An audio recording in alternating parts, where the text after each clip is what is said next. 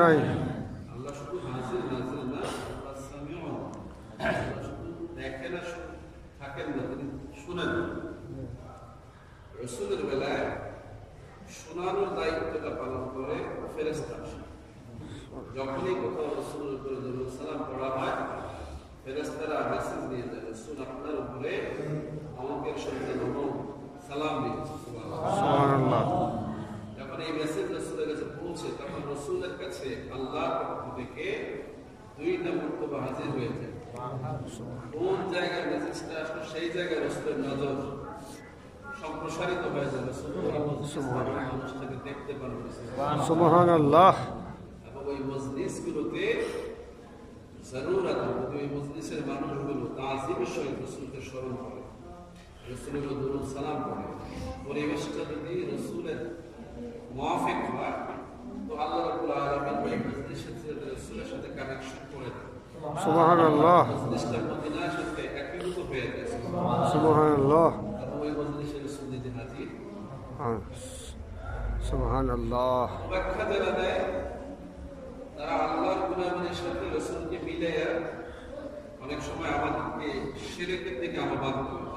আমরা এটা খুব ভালোভাবেই বুঝি যে আল্লাহর গুনাহগুলি থেকেই সবাই ক্ষমতাপ্রাপ্ত গুণ অর্জন করে।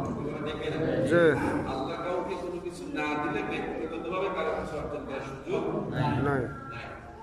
যেমন আপনার চোখ আছে, দিয়েছে কে? আল্লাহ। এই চোখ দিয়ে কি আপনি নিজের ইচ্ছায় দেখেন না আল্লাহ দেখান? আল্লাহ দেখায় দেখি।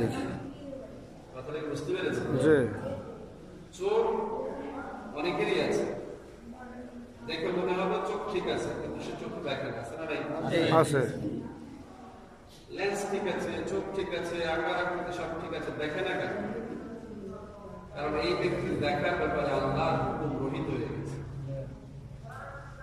আবার চোখ নাই, অন্ধ মানুষ, সেও সব কিছু ঠিকভাবে পরিচালনা করতে পারছে।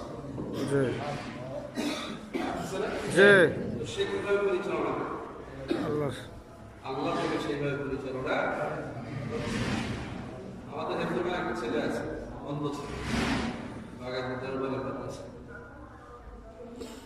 মোটরসাইকেল চেঞ্জ করে যদি নতুন মোটরসাইকেল নিয়ে ঢুকি, সেটাও মোটরসাইকেল কিনছে না।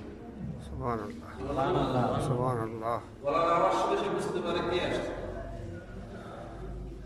হাত ধরলে হাত ধরে বলে দেখতে পারে যে কে। সুবহানাল্লাহ। ইভেন মাদ্রাসার বেশিরভাগ কাজ সে করে, গেট লাগানো, কেউ আসলে খুলে দেওয়া, তালা